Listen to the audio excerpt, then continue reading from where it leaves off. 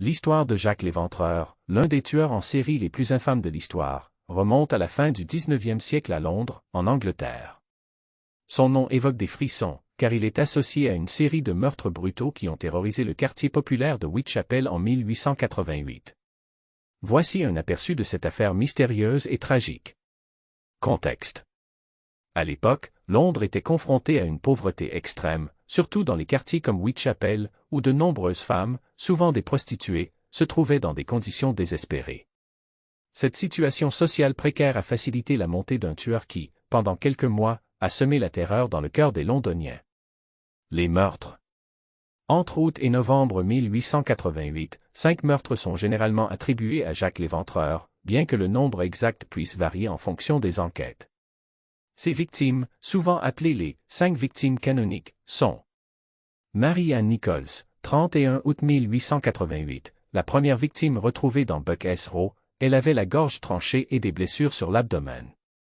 Annie Chapman, 8 septembre 1888, retrouvée dans le jardin de la maison de la rue Ambury, elle présentait des blessures similaires à celles de Nichols.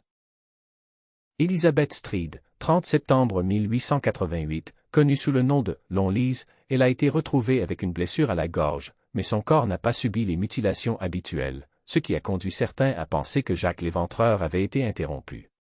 Catherine Edow, 30 septembre 1888, un peu plus tard le même soir qu'Estrid, elle a été retrouvée dans Mitre Square, avec des mutilations terrifiantes, qui ont conduit les enquêteurs à croire qu'il s'agissait du même tueur.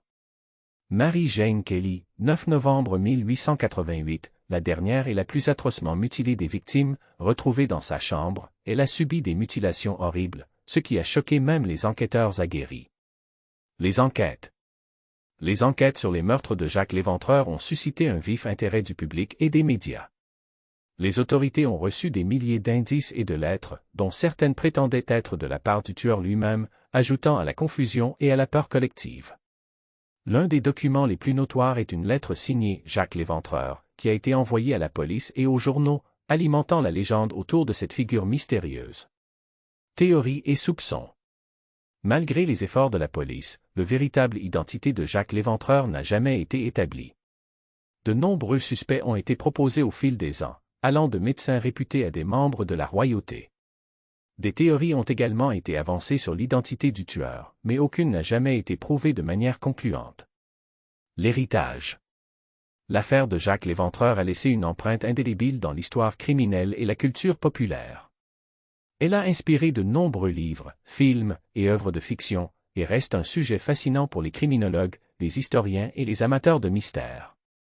En dépit de son côté macabre, l'histoire de Jacques l'Éventreur soulève également des questions sur la société victorienne, la vie des femmes dans les classes sociales les plus pauvres, et la manière dont les médias peuvent façonner la perception publique d'un événement. Le mystère de Jacques l'Éventreur demeure l'un des cas criminels non résolus les plus célèbres de l'histoire, continuant à captiver l'imagination des gens à travers le monde.